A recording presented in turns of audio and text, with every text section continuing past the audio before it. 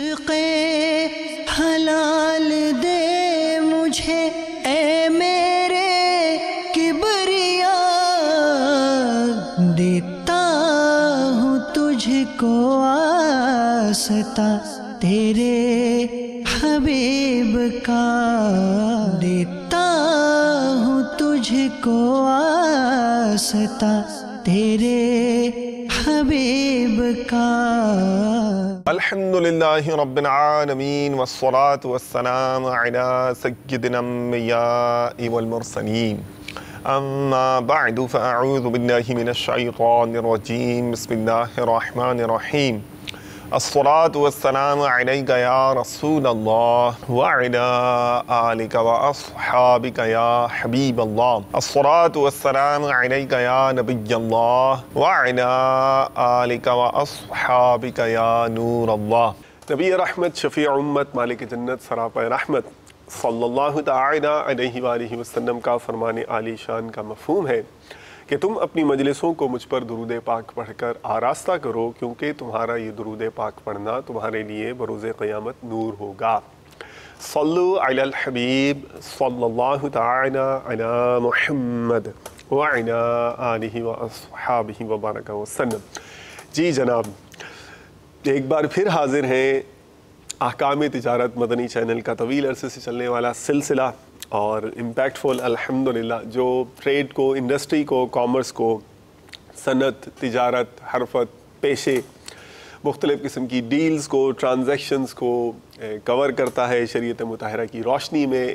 مفتی صاحب دارالفتہ اہل سنت سے تعلق رکھنے والے الحمدللہ شریعت مطہرہ کی روشنی میں ہمیں معلومات افزا اور انویسٹیگیٹو قسم کے مستند آتھینٹک جواب عطا فرماتے ہیں، اور حزب معمول الحمدللہ مفتی صاحب بھی اس سلسلے میں کرم فرمائے ہوئے ہیں۔ آج ہی ایک مارکیٹ میں تھا، وہاں ایک صاحب مجھے کہہ رہے تھے یار ہمارے بھی مارکیٹ میں آؤ نا، ہماری بھی اس کا سلسلہ کرو اور ہم آپ کو بتائیں کہ یار یہاں پہ کیا کیا کیا خرابیاں ہیں، یا ہمیں بھی معلومات ہو کیا چل رہا ہے، تو اس کے بارے میں بھی بات ہونی چاہیے۔ تو موضوع تو انٹرسٹنگ لگا، انشاءاللہ مفتی صاحب کی خدمت میں پیش کریں گے، ٹیم کے ساتھ مشاورت ہوگی، سلیکٹ کر کر آپ کی خدمت میں لے کر آئیں گے۔ پہلا سوال میں کر لوں، موسم بہار سا قریب آ چلا ہے نیکیوں کا، رجب شریف کا مبارک مہینہ ہے، شعبان ہے، گویا کہ جو ہے وہ تیز ہوتا چلا جائے گا کاروبار نیکیوں کا، اور موقع سے فائدہ اٹھانے والے جس طرح کاروبار میں بہت زیادہ نفع کمانے کی کوششیں کرتے ہیں، تو نیکیوں کو میں دلچسپی رکھنے والے جو ہیں وہ لگتا ہے کہ ان مواقع سے فائدہ اٹھا کر بہت زیادہ نیکیوں کے حریص ہوں گے، وہ خوب خوب نیکیاں کمانے کی کوششیں کریں گے۔ انہی ایام میں زکوٰۃ کا غلغلہ بلند ہونا شروع ہو جاتا ہے، مسلمانوں میں چرچا ہوتا ہے اس کا، اور بطور خاص سال کے اس حصے میں زکوٰۃ کے مسائل سمجھنے، سیکھنے اور اس طرف مائل ہونے کے لیے جو مسلمانوں کے ذہن ہیں یہ بہت تیار ہو جاتے ہیں۔ تو میرا خیال ہے کہ ایک اس موضوع سے متعلق سوال آپ کی خدمت میں پیش کرتا ہوں، آپ اجازت دیں تو۔ ماشاءاللہ، جزاک اللہ خیر۔ تو یہ ارشاد فرمائیے مفتی صاحب کہ عمومی طور پر جو ایسا ہیڈ آف اکاؤنٹ، ایسا عنصر یا ایسا حصہ جس کے بارے میں زکوٰۃ کے بارے میں معلومات کم ہوتی ہیں یا الجھن ہوتی ہے، لوگوں کو پتہ نہیں ہوتا، وہ مال تجارت ہے۔ ایک عام دکاندار ہے، ہول سیلر، ریٹیلر ہے، گلی محلے کا دکاندار ہے۔ اب مال تجارت میں اتنا سارا مال ہے اور بہت سارے ظاہر سے متعلق مسائل ہیں، تو جب مال تجارت پر بھی زکوٰۃ ہے تو یہ مال تجارت سے کیا مراد ہے، کس طرح سے زکوٰۃ ہے؟ الحمدللہ رب العالمین والصلاة والسلام علی سید الانبیاء والمرسلین، اما بعد فاعوذ باللہ من الشیطان الرجیم، بسم اللہ الرحمن الرحیم۔ زکوٰۃ جن چیزوں پر فرض ہے ان کی مختلف اقسام ہیں۔ جی۔ ایک وہ چیز ہے کہ جس کا اس کرنسی سے تعلق ہے، ٹھیک ہے، جیسے سونا، چاندی، اوکے، پہلے کے زمانے میں یہی کرنسی ہوتی تھی، ٹھیک ہے، سمن اسے کہتے ہیں۔ اسی کے ساتھ جو ہے وہ روپیہ پیسہ ملا لیجئے، ٹھیک، پرائز بانڈ بھی اس میں شامل ہو سکتے ہیں۔ دوسری چیز ہے مال تجارت، اور تیسری چیز ہے مخصوص اقسام کے جانور. مخصوص اقسام کے جانور یعنی کچھ ایسی صورتیں ہیں جہاں جانوروں پر زکوٰۃ فرض ہوتی ہے، ہر کنڈیشن میں نہیں، ہر کنڈیشن میں نہیں ہوتی. ٹھیک ہے. خاص طور پر جو لوگ خود خرید کر چارہ ڈالتے ہیں، جی جی، جیسا کہ باڑے والے ہوتے ہیں، جی جی، دودھ والے، جی جی، خرید کر چارہ ڈالتے ٹھیک ہیں، ہے. نہ جانے کیا کچھ ڈالتے ہیں وہ جی جی، تو ان جانوروں پر زکوٰۃ نہیں ہوتی. جو کھلے چرتے ہیں چراگاہوں میں، مباح چراگاہوں میں، سرکاری چراگاہوں میں، ٹھیک، پھر ان پر ہوتی ہے شرائط کے پائے جانے پر. ٹھیک ہے. تو یہ سمجھ لیجئے کہ سونا، چاندی، روپیہ پیسہ، پرائز بانڈ، یہ چار چیزیں، اور پانچویں چیز مال تجارت، ٹھیک، اور چھٹی چیز چرائی کے جانور. ٹھیک ہے. چرائی کے جانوروں کو نکال دیں تو 5 چیزیں بچ جاتی ہیں. صحیح ہے. ان 5 چیزوں پر زکوٰۃ فرض ہے شرائط کے پائے جانے پر. ٹھیک ہے. اب شرائط کیا ہیں اس پر تو ایک الگ سلسلہ کرنے کی حاجت ہے. جی جی. فی الحال آپ کے سوال کا جواب عرض کرتا ہوں کہ مال تجارت پر زکوٰۃ کا ہونا اللہ تبارک و تعالیٰ کی رحمت ہے. ماشاء اللہ، مرحبا. یہ جہت بھی تھوڑی سمجھائیے، اگر ذرا ایکسپلین کیجیے. ہمیں حکم دیا جاتا کہ ہر چیز پر زکوٰۃ نکالو، تو ایک گھر کے اندر بہت ساری چیزیں ہوتی ہیں. ٹھیک ہے. ہاں، گھر پہ اور نظر بہت ساری ایسی قیمتی چیزیں ہوتی ہیں جو مال تجارت نہیں ہوتی. یعنی وہ چیز جو سونا بھی نہیں ہے، چاندی بھی نہیں ہے، کرنسی بھی نہیں ہے، اور مال تجارت بھی نہیں ہے، ایسی لاکھوں کروڑوں چیزیں ہوتی ہیں. ٹھیک ہے. مثال کے طور پر کسی کے پاس جو ہے وہ استعمال کی گاڑی ہے، یا کرائے پہ چلانے کے لیے گھر ہے، یا اس کے پاس جو ہے وہ ہیرا ہے، ہیرے جواہرات ہیں. صحیح ہے. ٹھیک ہے.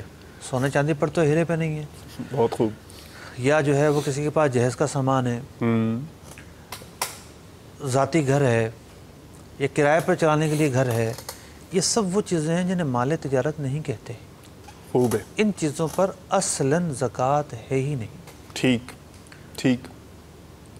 مال تجارت اس چیز کو کہا جاتا ہے کہ خریدتے وقت اوکے، بیچنے کی نیت کی ہو اور وہ نیت باقی بھی ہو. ٹھیک. مثال کے طور پر کسی کے جو ہے نا وہ کسی کے کھیت میں گندم ہوئی اور ہزاروں من گندم نکلی. صحیح. تو یہ اس نے خریدی تو نہیں ہے گندم، ٹھیک ہے. یہ تو اس کے پاس آئی ہے، پیدا ہوئی ہے، اس کا عشر ہوگا وہ ایک الگ چیز ہے. ٹھیک ہے. لیکن اب یہ بیچنے کی نیت ضرور رکھتا ہے، لیکن 2 سال نہیں بکتی، 4 سال نہیں بکتی، اسے مال تجارت نہیں کہیں گے. Okay okay. اسی طریقے سے جو ہے وہ کسی نے کوئی گھر اس لیے خریدا ہے کہ کرائے پر چلے گا. ٹھیک ہے. تو یہ بیچنے کے لیے نہیں خریدا، درست. رکھنے کے لیے خریدا ہے. تو خریدتے وقت کسی چیز کے بیچنے کی نیت سے خریدی، اور وہی نیت سال جب پورا ہو رہا ہے اس وقت باقی بھی ہو. یہ آپ نے روٹ کاز بتا دیا نا، بیسک سبب بتا دیا. مثال کے طور پر بیچنے کے لیے خریدی، کوئی گھر خریدا کہ یار چلو اسے بیچیں گے. ٹھیک ہے. بعد میں نیت بدل گئی، نہیں اب خود رہ لیتے ہیں، خود رکھنے کی نیت ہو گئی، کرائے پہ چلانے کی نیت ہو گئی. اوکے. تو اب جب سال پورا ہو رہا ہے اس چیز کو شامل نہیں کریں گے. بہت خوب. ٹھیک ہے. اسی طریقے سے جو ہے وہ کوئی چیز رکھی ہوئی تھی اس کے پاس، مثال کے طور پر گھر میں فرنیچر رکھا ہوا ہے، ٹھیک ہے، جہیز میں آیا تھا، صحیح، یا خرید کر لے کر آئے تھے، یا کوئی ایسا گھر جو کرائے پر چلتا تھا جن کے خریدتے وقت تجارت کی نیت نہیں تھی، صحیح، اب اس کی تجارت کی نیت ہو گئی، ٹھیک ہے، اب یار بیچ دیتے ہیں اس کو، کیا اس کو بیچنا ہے، صحیح ہے، اشتہار دے دیے، لوگوں کو بول دیا، پارٹیاں دیکھنے آ گئی، جب بھی اصطلاحاً اسے مال تجارت نہیں کہیں گے، اوکے، خریدتے وقت تجارت کی نیت سے نہیں خریدا گیا، نہیں خریدا تھا، بہت خوب، بک جائے گا تو یہ وہ الگ بات ہے کہ کسی اور ہیڈ کے اندر پھر مال کیش میں کنورٹ ہو کر پرائز بانڈ میں کنورٹ ہو کر وہاں آ جائے گا، اس کو محسوب کیا جائے گا۔ تو مال تجارت سے مراد جیسے ایک تو تعریف سے واضح ہو گیا ठीक। और फिर इसकी मिसालों पर अगर गौर किया जाए तो दुकानों में जो सामान बेचने के लिए पड़ा होता है, जी जी, किसी भी शेप की दुकानें हों, यानी भले जनरल स्टोर हो, जनरल स्टोर हो, भले गली महल्ले का जो हमारे घर के करीब में होता है वो वाला स्टोर, दवा का स्टोर हो, ठीक है, पान की केबिन हो, माशाल्लाह, कोई भी ऐसी जो है मुख्तलिफ शेप्स हैं इसकी। किसी की इलेक्ट्रिक की दुकान है तो वहाँ माल पड़ा हुआ है, किसी की जो है वो करियाने की आपने मिसाल दी है, कपड़े की दुकानें हैं, भले हीरे रखे हो बेचने की नीयत से खरीदे थे, सोने पर तो वैसे हम बयान कर चुके, सोना जी। किसी भी मकसद के लिए हो उस पर जो है ज़कात फ़र्ज़ है। ठीक। हाँ, हीरे अगर किसी ने बेचने के लिए रखे हुए हैं तो उन पर भी ज़कात फ़र्ज़ होगी। ओके। तो माल तिजारत क्या है और क्या नहीं, ताजिर इसे जानते हैं। कन्फ्यूजन आम तौर पर वहाँ आती है जहाँ ज़कात नहीं बन रही। ओके। लोग समझते हैं कि यार जो हमने घर किराए पर दिया हुआ है या एक डेकोरेशन वाला है, जी जी, उसके जो है वो लाखों का सामान है जो किराए पर चलता है, वो समझता है कि मेरे इस पर ज़कात है। यस। कन्फ्यूजन ज़्यादातर माल तिजारत के हवाले से ज़कात है इस चीज़ में आती है, ओके, हालांकि उनमें ज़कात नहीं होती। सही है, बहुत प्यारा, बहुत प्यारा आपने माशाल्लाह जो आपने तारीफ समझाई ना, और जो उसके पीछे जो बेसिक आपने रूट बताया, तो उससे काफ़ी कॉन्सेप्ट अल्हम्दुलिल्लाह क्लियर हुआ है। उम्मीद है कि इंशाअल्लाह जड़ में, दिमाग में जड़ पकड़ जाएगा इंशाअल्लाह। चले हम मुझसे आप अगर इजाज़त दें तो हम अपनी जो व्यूअर्स हैं इनकी कॉल्स जो हैं वो शामिल करते हैं। सल्लु अलल हबीब सल्लल्लाहु तआला अला मुहम्मद। तैमूर रज़ा तारी अर्ज़ कर रहा हूँ हुज़ूर, सादर पुराना मदीनतुल औलिया मुल्तान से। मुफ्ती साहब से मेरा ये सवाल है कि हम बागात का कारोबार करते हैं, किन्नू का भी और आमों का भी। बिलखसूस आम के कारोबार के लिहाज से जो व्यापारी ठेके पर लेते हैं आम, वो पत्ते अभी होते हैं उसी वक्त लेते हैं, कुछ गूर अभी होता है उस वक्त खरीदारी कर लेते हैं, और कुछ कहते हैं कि जब फल वाज़े हो जाए तब खरीदारी करनी चाहिए। मुफ्ती साहब इस हवाले से रहनुमाई फरमा दें कि खरीदारी ठेके वाले बागात की कब की जाए। बागात के ताल्लुक से आमों का मौसम भी आ रहा है ना जी, तो आ चुका है बल्कि जी हाँ, यानी जो खरीद फरोख्त होती है वो वक्त तो गुजर गया। ओके। बागात के ताल्लुक से बाग उस वक्त बिक जाते हैं, यानी बाग नहीं बिकते हकीकत में, जी, बागों जी। के फल, ओके, बाग तो मालिक के ही रहते हैं, यानी वो पेड़ मालिक के रहते हैं और जो ज़मीन है वो भी मालिक की रहती है। ठीक है। जो उनके फल मुतवक्का तौर पर आने होते हैं वो 6 महीने पहले बिक जाते हैं। ओह, तो ये है मादूम की बे, मादूम की बे, एक चीज़ है ही नहीं, एक वो चीज़ जिसका वजूद ही नहीं है और उसकी आपने ट्रेडिंग कर दी। ठीक। नबी अकरम अलैहिस्सलाम ने मादूम की बे करने से मना फरमाया है।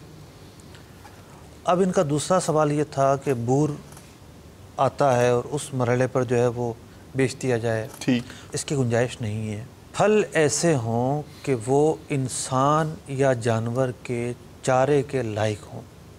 ओके, यानी वो जानवर का भी अगर चारा है वो माल तो है ना, सही, सिर्फ बूर माल नहीं होता। ओके।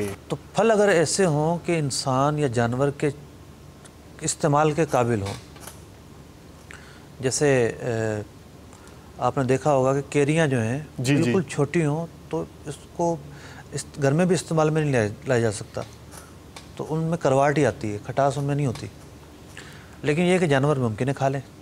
ठीक। तो वहाँ पर मैं ये नहीं कह रहा हूँ कि बेचना जायज़ है, वहाँ पर बेचने की गुंजाइश बनती है, लेकिन जो तकाज़े हैं वो लोग पूरा नहीं करेंगे। ओके। बेतकाज़े ये है कि ठीक है जो इस वक्त जिस कंडीशन में लगे हुए हैं ये बेच दिए तो उठा कर ले जाओ, उतारना होगा उसको, कौन उतारेगा? यस। यानी जो इनका मकसूद होता है वो तो यही होता है कि पूरा मौसम ख़रीद लिया और अब ख़रीदारी के वक्त जो भी सिचुएशन है उससे कतई नज़र उन फलों को जो है पूरे मौसम में ये उससे फ़ायदा उठाते रहेंगे, वो तोड़ते रहेंगे और बेचते रहेंगे। ये अमल शरीयत के जो तकाज़े हैं उस पर पूरा नहीं उतरता और लोग इसी में मुब्तला हैं और मजाल है कि वो इससे बाज आ जाएं। शायद ही कोई अल्लाह का बंदा होगा कि जो इस तरीक़े कार को छोड़ेगा, राह रास्त की तरफ आएगा। अलबत्ता ये है कि कुछ ऐसे तरीके ज़रूर फ़ुक़हा ने बयान किए हैं और ये कोई नया मसला नहीं है। जी जी।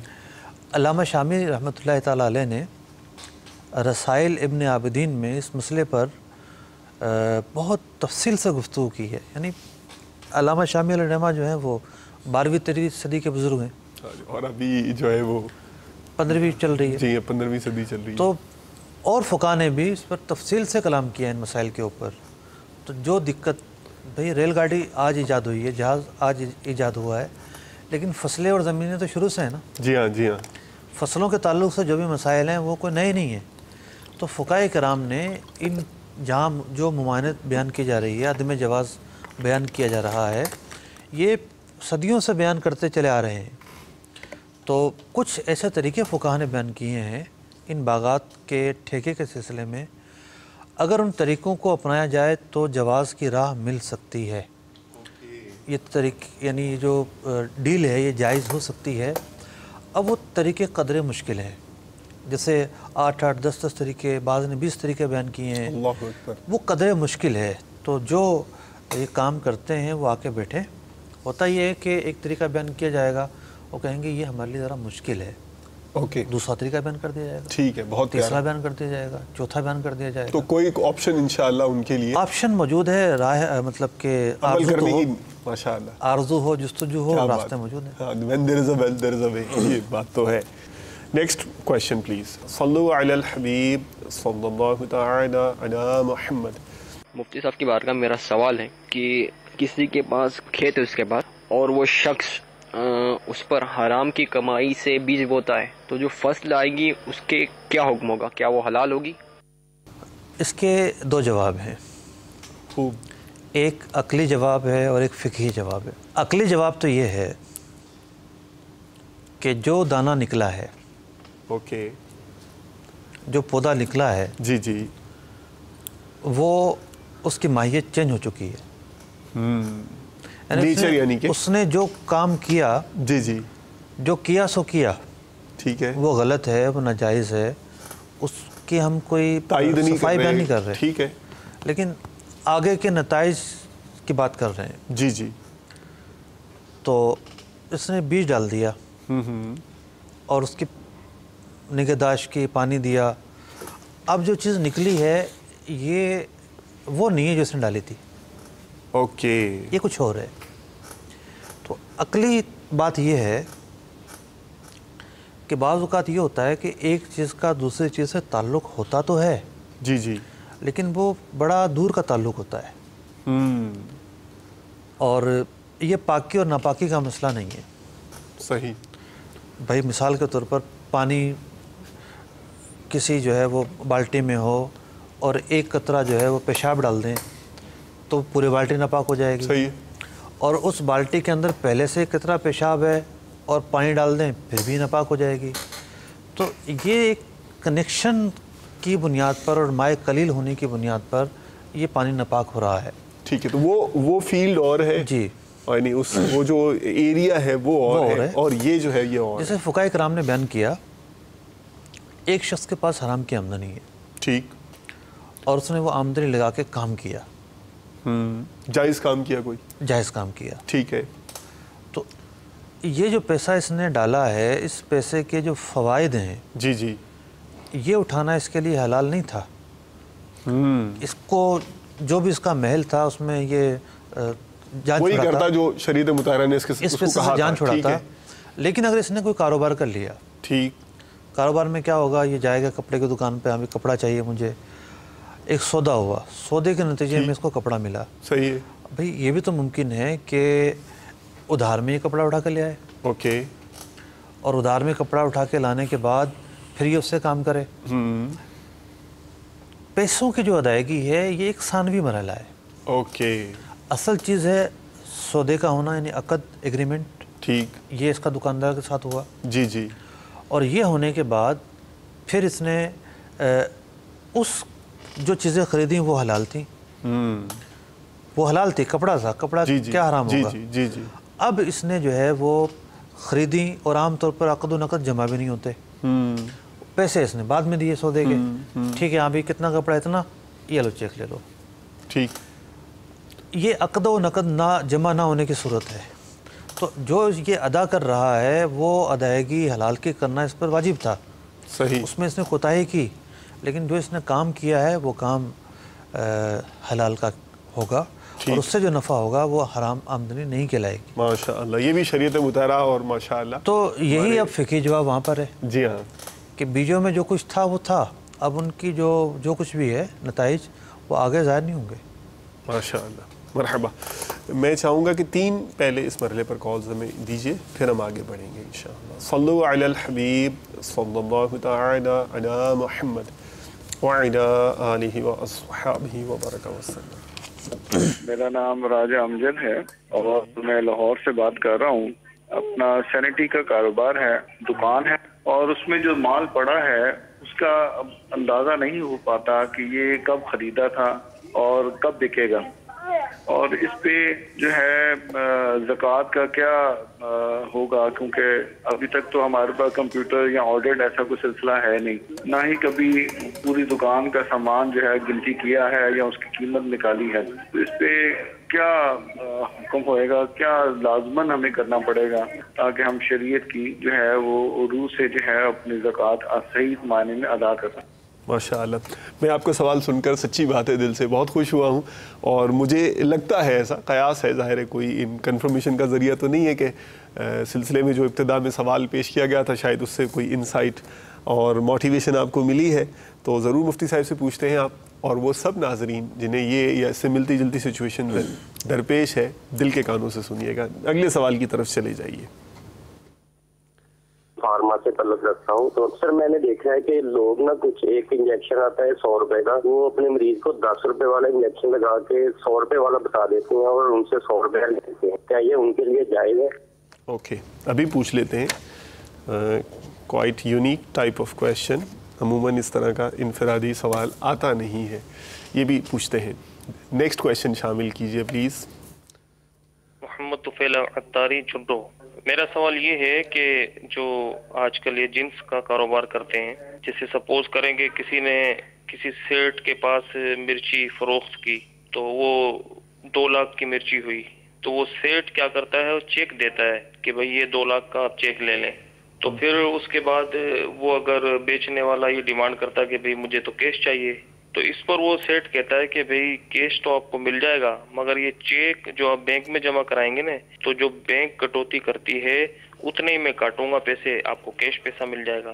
تو اس طرح یہ سیٹ کا کرنا درست ہے یا غلط ہے؟ جزاک اللہ خیر. السلام علیکم ورحمۃ اللہ وبرکاتہ. وعلیکم السلام ورحمۃ اللہ وبرکاتہ.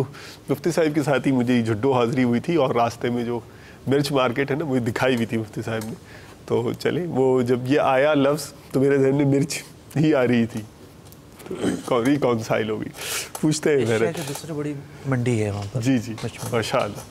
پہلا سوال جو سینیٹری کی مارکیٹ سے تعلق رکھنے والے اسلامی بھائی نے کیا ہے کہ انہیں تو پتہ ہی نہیں ہے کہ کون سا مال کب لیا تھا اور اس کی کیا قیمت ہوگی, کیسے اور کیا کرنا ضروری ہوگا. اب یہ یعنی کیلکولیشنز, اتنی ساری کیلکولیشنز کرنا ضروری ہوگی یا کوئی طریقہ ہے, کوئی حل ارشاد فرمائیے. دیکھیں, عبادات کے اندر بڑی پیاری تقسیم ہے ماشاءاللہ, جو انسانی نفس کے لیے یا انسانی کہہ لیجئے کہ انسانی طاقت کے لیے آسان ہے, وہ چیزیں زیادہ ہیں. ٹھیک, جیسے نماز دن میں 5 دفعہ پڑھنی ہوتی ہے. جی جی. جو چیزیں بہت زیادہ مشکل ہیں وہ زندگی میں 1 دفعہ ہے, جیسے حج کرنا صاحب مال کے لیے, وہ صحیح ہر ایک کے لیے نہیں. ٹھیک ہے. زکوٰۃ اور روزہ وہ چیزیں ہیں جو ہر سال ریپیٹ کرتی ہیں. ٹھیک ہے. روزہ تو سب نے رکھنا ہے, صحیح ہے, جو بھی عاقل ہے بالغ ہے سب نے رکھنا ہے. یہاں تک کہ عورت ناپاکی کے ایام میں ہے, نہیں رکھ سکتی, قضا رکھے گی. صحیح ہے. لیکن زکوٰۃ سب پر فرض نہیں ہے. صاحب نصاب پر فرض ہے, اور صاحب نصاب پر بھی سال میں 1 مرتبہ فرض ہے. بہت پیارا آپ نے, ماشاءاللہ. تو یہ جب ایک ایسا عمل ہے صاحب حیثیت شخص کے لیے جس نے ہر سال عود کر کے آنا ہے, ٹھیک ہے, ہر سال اس کا حساب لگانا ضروری ہے. روز روز نہیں آ رہا, نہیں آ رہا, ہر مہینے نہیں آ رہا, سال میں 1 دفعہ آ رہا, اور آنا ہے اس نے. ٹھیک ہے, بہت پیارا آپ سمجھا رہے ہیں ماشاءاللہ. قرآن مجید فرقان حمید کی ایک آیت ہے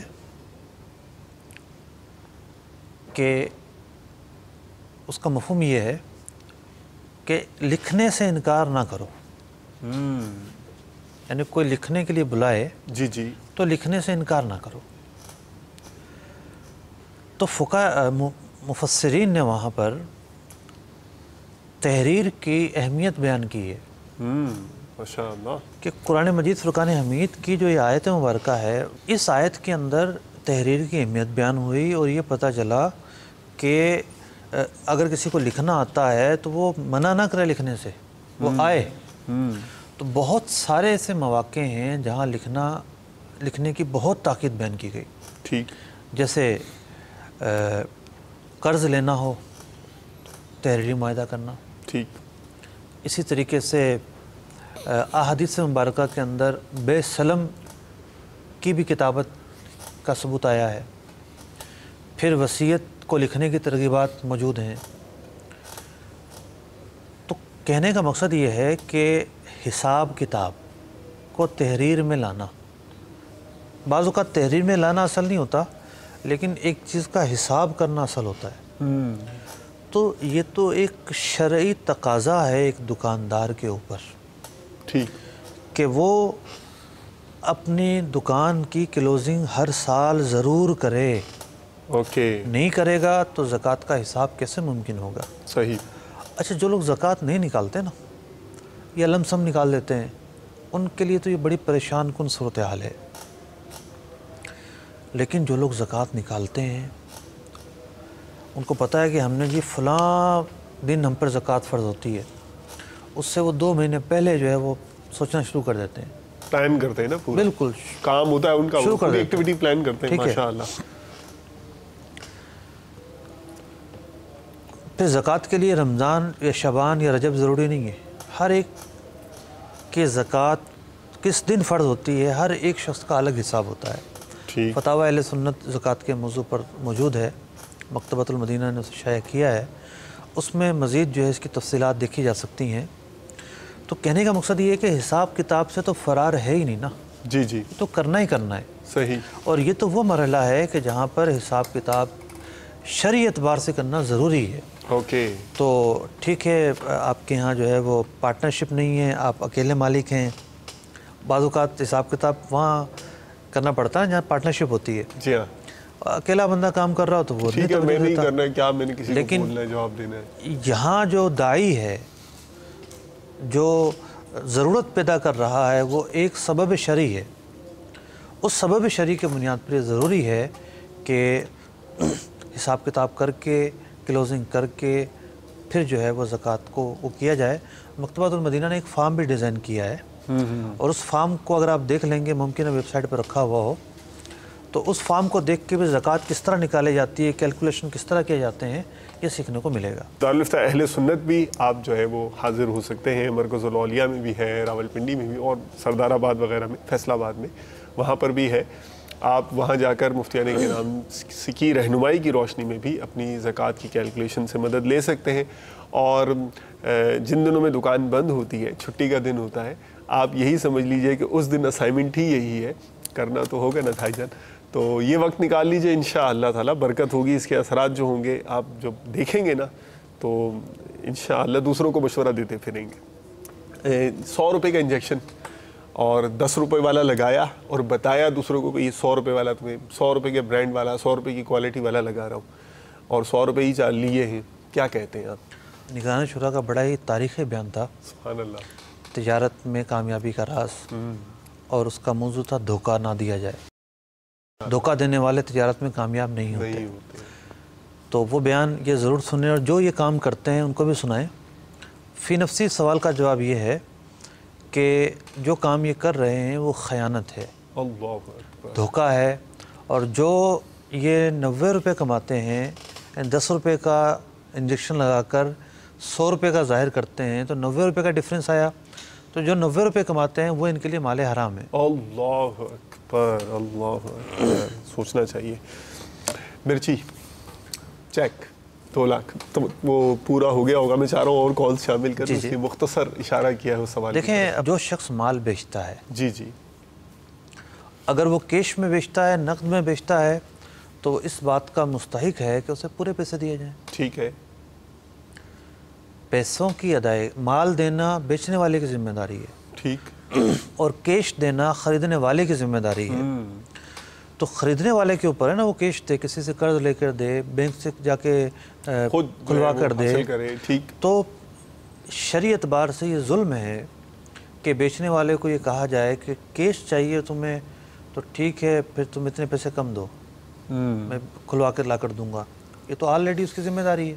جس نے مال خریدا ہے، نقد میں خریدا ہے تو کیش دے گا وہ، اور ادھار میں خریدا ہے تو اتنا تو ہو سکتا ہے کہ وہ چیک دے یا یہ دے، لیکن ادھار میں بھی اگر وہ کہے کہ مجھے کیش چاہیے تو کیش ہی دینا پڑے گا. ٹھیک ہے. اچھا مفتی صاحب، بعض اوقات ایسا ہوتا ہے کہ اتنی بڑی رقم ہے تو وہ اگر کیش دیتے ہوئے ڈر لگ رہا ہے یار کوئی چھین نہ لے، کوئی لوٹ نہ لے، تو بینک سے ٹرانزیکشن ہوگا، چیک کے ذریعے ہوگا تو بینک سے ہی بینک میں اکاؤنٹ میں ٹرانسفر ہو جائے گا. کہ سودا طرفین کی رضامندی سے ہوتا ہے. اوکے. تو طرفین جو ہے وہ ادھار سودا کر لیں، ٹھیک، کیش میں نہ کریں. صحیح. اگر خریدنے اور بیچنے والے کو دقتیں ہیں تو یہ دقتیں سودا کرنے سے پہلے بھی نظر آ رہی ہیں. صحیح. اور یہی تو اس سلسلے میں بیان کیے جاتے ہیں کہ بھئی آپ سودا کرنے سے پہلے ہر طرح سے کلیئرٹی کریں، پیسے کس طرح ادا کیے جائیں گے، نقد ہوں گے، ادھار ہوں گے، کس شیپ میں ہوں گے، مال کیسا ہوگا. یہ سب چیزیں تو سودا کرنے سے پہلے طے کرنے کی ہوتی ہے، پھر سودا کرنا ہوتا ہے. ٹھیک ہے. بعد میں لڑتے جھگڑتے رہے، کیش میں مشکلات ہیں تو چیک پر سودا کریں، چیک پہ سودا کریں کہ بھئی آپ کو چیک کے ذریعے 2 دن بعد ملیں گے پیسے. ٹھیک ہے. بہت پیارا، بہت پیارا. جی نیکسٹ. صلو علی الحبیب صلی اللہ تعالی علی محمد. ہم ایک ٹیکسی ڈرائیور ہیں، ہمارے پاس ایک خالی ٹیکسی ہے اور مال متا نہیں ہے، اس سے زکوٰۃ ہوئے گا یا نہیں؟ اوکے، ابھی پوچھ لیتے ہیں، یہ بھی خوشی والا سوال ہے. Next please. محمد علی رضا لاہور سے عرض کر رہا ہوں. حضور میں یہ پوچھنا چاہتا ہوں کہ میں ایک انٹرنیشنل کمپنی میں آن لائن جاب کرتا ہوں گھر بیٹھے، کیا اس میں یہ کہ جو ہماری ماہوار سیلری یا تنخواہ ہے وہ تو طے ہے، لیکن جو ہمارا جو جاب ہے نا اس میں کانٹریکٹ نہیں ہے کہ یہ نوکری کب تک کرنی ہے، 1 سال تک کرنی ہے، 2 سال تک کرنی ہے یا کب تک کرنی ہے. اگر کمپنی کے پاس کام ہے تو ہم کام کریں، اگر کام نہیں ہے تو وہ ہمیں نکال دیتے ہیں. مثال کے طور پر پچھلے دنوں جو ہے کمپنی کا کام ختم ہو گیا تھا تو انہوں نے ہمیں نکال دیا، اور جیسے ہی کام آیا تو 3 دن بعد اس نے ہمیں واپس بلا لیا، لیکن جو ہماری سیلری اور جو دیگر معاملات تھے وہ ویسے کے ویسی ہیں. اس حوالے سے شرعی رہنمائی فرما دیجیے. Quite new different situation. Next please.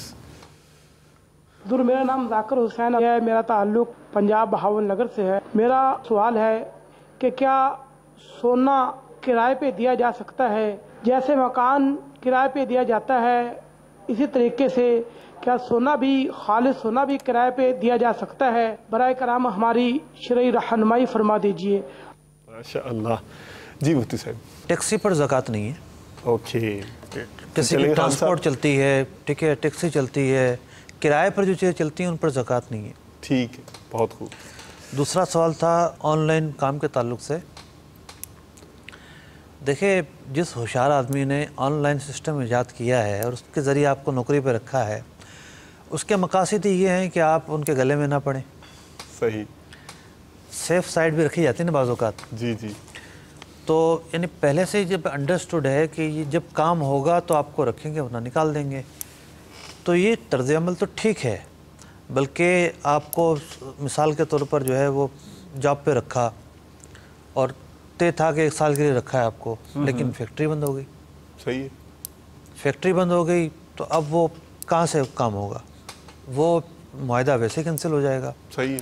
تو جو معاہدے کا کینسل ہونا ہے، حالات کا اس سے بڑا گہرا تعلق ہوتا ہے، اور جو صورتحال آپ بتا رہے ہیں اس کی روح سے تو مستقل ہونا معاہدے کا یہ انڈرسٹوڈ ہے. مستقل نہ ہونا کہ آپ کا کوئی معاہدہ مستقل نہیں ہے. تو بعض اوقات جو ہے وہ کانٹریکٹ کے اندر مدت بیان کرنا شرعی اعتبار سے ضروری بھی نہیں ہوتا. یہ کہہ دینا کافی ہوتا ہے کہ جب تک کام چلتا رہے گا ٹھیک ہے، ہم آپ سے کام لیتے رہیں گے اور اتنی آپ کی تنخواہ ہے. تنخواہ کا بیان کرنا کافی ہوتا ہے. ٹھیک ہے. کرائے پر سونا دینا، سونا کرائے پر دینا جائز نہیں ہے. ہاں اگر زیورات کوئی کرائے پر لے کر جاتا ہے اور پہن کر استعمال کر کے، ہاں، اور اس کے مقاصد ہیں، جائز مقاصد ہیں، تو اس کی صورت ٹھیک ہے، وہ ممکن ہے. لیکن خالص بسکٹ سونے پر کرائے پر دے دیا، سونے کا بسکٹ، یا خالص سونا کرائے پر دے دیا، یہ جائز نہیں ہے. یہ لازمی طور پر سودی امور پر مشتمل ہوگا. اوکے. 2 کالز اور پلیز دیجیے. सल्लु अलल हबीब सल्लल्लाहु अला मुहम्मद व अला आलिहि व अस्हाबिहि व बरका वसल्लम। मैं शहबाज मस्को तोमान सलाल्लाह से अर्ज़ कर रहा हूँ। मुफ्ती साहब की बारगाह में मेरा ये सवाल है कि अगर आदमी काम करता है किसी के पास और वो अपनी ड्यूटी के टाइम में कुछ और काम करता है या कहीं चला जाता है, लेकिन वो वापस आकर अपना काम उस ड्यूटी के टाइम में पूरा कर देता है, तो क्या ये शरन जायज़ है? बराए मेहरबानी इसके बारे में इरशाद फरमा दीजिए। ओके, ठीक है, नेक्स्ट प्लीज़। मुझे एक चीज के बारे में मालूमात लेनी है कि मेरा काम है चश्मे का, और मेरे पास तकरीबन 40,000 मालियत का जो है सामान मौजूद, जो कि तिजारत के हवाले से है। क्या उसके ऊपर ज़कात लागू होती है या नहीं होती, और कितने माल पे ज़कात लगेगी? ओके, अभी पूछ लेते हैं। जी मुफ्ती साहब। पहला सवाल था ड्यूटी का। ड्यूटी दो तरह की होती है। एक ड्यूटी वो होती है कि काम पर किसी को रखा है, काम का एग्रीमेंट हुआ है, भाई ये काम है, ये आप करके चला जाए, कितने दिहाड़ी लोगे इतने दिहाड़ी लेंगे, सही है। वो काम करके चला गया। जैसे राज मजदूर वगैरह के साथ भी बाज़ औक़ात ये डीलिंग होती है, ठीक, कि भाई यहाँ से लेकर यहाँ तक दीवार बनानी है, कितने पैसे लोगे, भाई इतने पैसे लूँगा। अब वो एक दिन में बनाए, 2 दिन में बनाए, उससे कोई सरोकार नहीं होता।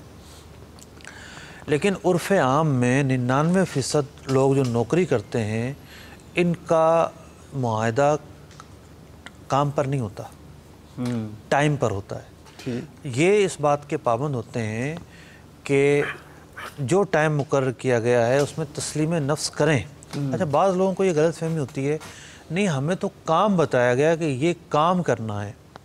भाई वो तो मुआहदे का हिस्सा है। जब किसी को नौकरी के लिए रखा जाएगा तो फिर उसको ये बताना ज़रूरी है कि आपने काम क्या करना है। ये ना हो कि आपकी और तवक्कुआत हों और उसकी और तवक्कुआत हों, तो फिर बाद में झगड़ा हो। तो काम बताना कोई वक्त के ख़िलाफ़ नहीं है। काम की नौइयत बताना, फिर काम की मिक़दार भी बताना पड़ती है बाज़ औक़ात, इतना काम होना चाहिए, हम आपको रख रहे हैं। तो जो मुलाज़मत है, जो भी ड्यूटी टाइम तय हुआ है, उसमें तस्लीम नफ्स करना वाजिब है। यानी बंदा ड्यूटी पर मौजूद रहे। अगर छुट्टी लेनी है तो इत्तला देकर छुट्टी ले ले। ये जो जहन बना है कि जनाब ये हम 2 घंटे कहीं और लगा कर आ जाएं और बाद में आएंगे, थोड़ा तेज़ काम करेंगे, काम पूरा हो जाएगा, ठीक है, या 1 घंटा और दे देंगे और निपटा, ये किसी तरह पे जायज़ नहीं है। ओके। अच्छा, अगर उन सब इजाज़त लेके कर ले कि अगर मैं जा रहा हूँ 2 घंटे के लिए और आऊँगा और आके 2 घंटे के बाद जो है ना मैं आपका ये काम कर दूँगा। देखिए, इदारों के अंदर तो इजाज़त लेने में भी बहुत मसाइल होंगे। जो आपको इजाज़त दे रहा है वो मजाज भी है या नहीं है। ठीक है। हाँ, किसी कपड़े की दुकान पर काम करता है, सेट मौजूद है, सेट कबूल कर चला गया, तो फिर तो मालिक और इसका बराह रास्त रब्ता है ना। ओके। वहाँ तो मुमकिन है। जी।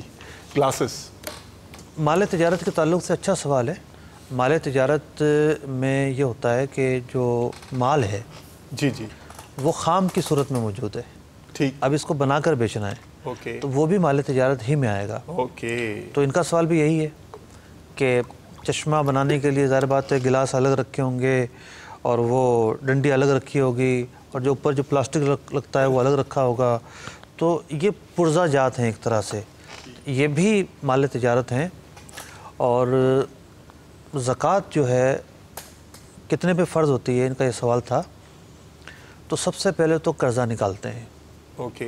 किसी के ऊपर कर्ज़ा है, कर्ज़ा ना हो, हाजत असलिया से ज़ायद चीज़ें हों, हाजत असलिया निकाल कर, कर्ज़ा निकाल कर 52.5 तोला चांदी,